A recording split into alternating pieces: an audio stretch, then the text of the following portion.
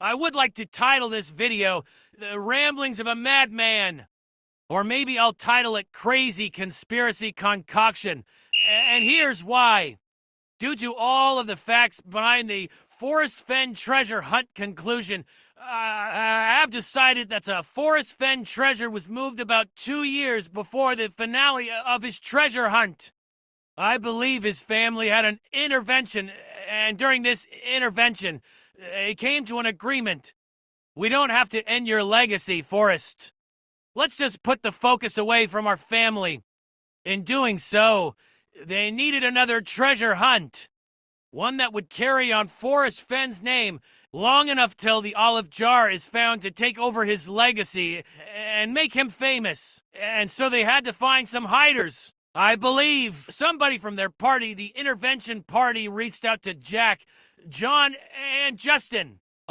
Cute doggy. That's the first thing I find interesting. They all had J names, kind of like a nod from Forrest. Hey, I picked the 3 people who would help in this process. Maybe he already had a J-named person in mind, so he went with 2 other J-named people to complete the other pieces. Who knows?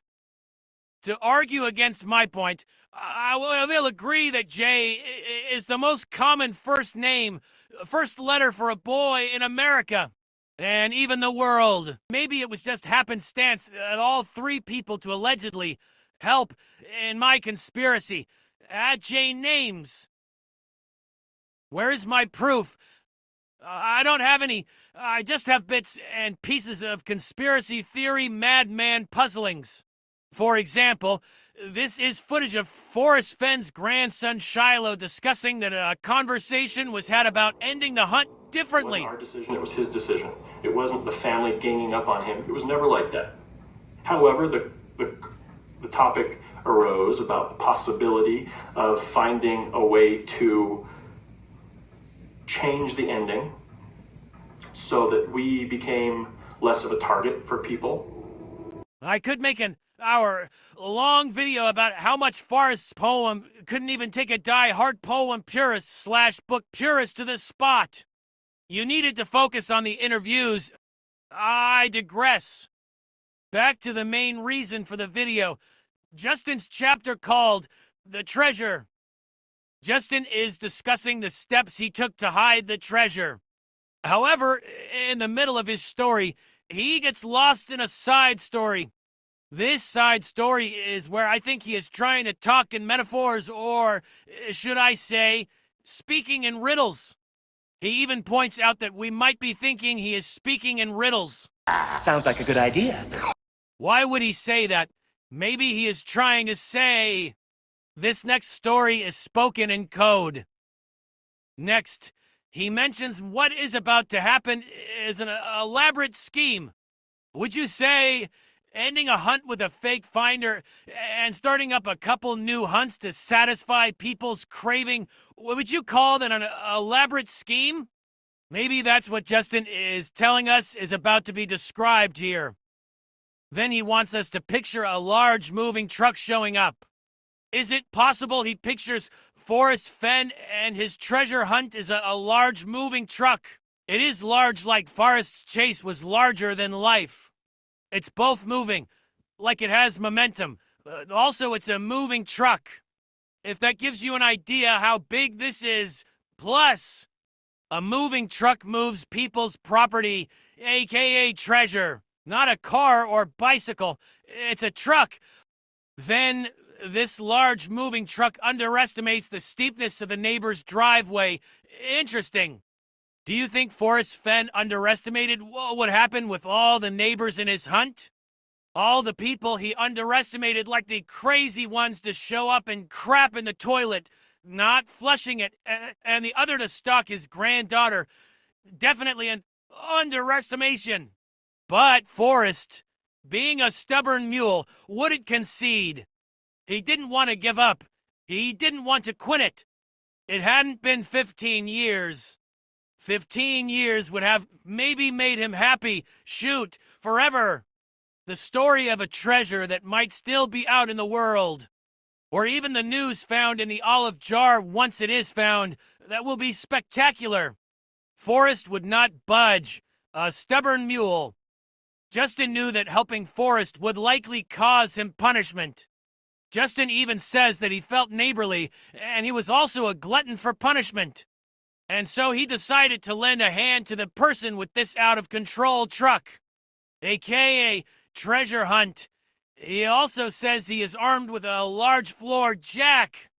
Could that be he had some help from Jack? I know, call me crazy, but I'm not done yet. He added, besides having help from Jack, that he was armed with an overinflated sense of his own capabilities. Is this his description of not being sure if he could carry the weight of this new burden? Maybe it's why it seems like he wants this hunt finished so badly. Carry the cross, like just across the bridge. That should give the Fenn family some reprieve. Then he says he sets out to free this mechanical behemoth from its predicament. Yup. Still sounds like metaphor for helping Forrest out from his predicament. Moving on. Justin refers to what happens next as slapstick comedy gone horribly wrong. I don't have much knowledge of what happened after this. You guys might have a better idea. I left the chase at this point, but he does mention Jack again. Punching above his weight class. Maybe something here where Jack got into more than he expected as well. Again, I'm gone back to my full-time job of cleaning my mom's basement at this point.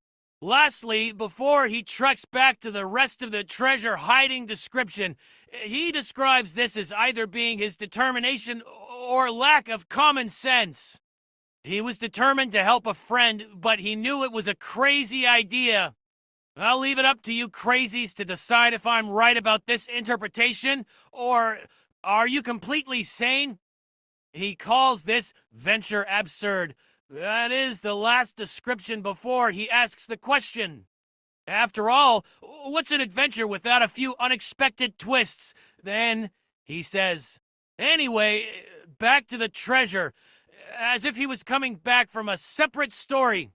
But is that really what was happening?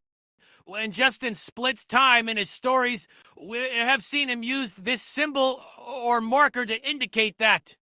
Why doesn't he have that symbol here? Does the picture take place of it? But then why doesn't he have it before he switches to the Jack story? You'd think an insert of a story in between another story would require a couple of them. One before the inserted story, and one after the inserted story, but he doesn't do that here. Is it possible the reason he doesn't split the story here? Because it isn't separate stories. Is it possible that this is just one full story belonging within the same time and space? The only thing that is different is the way that he describes the events in the stories.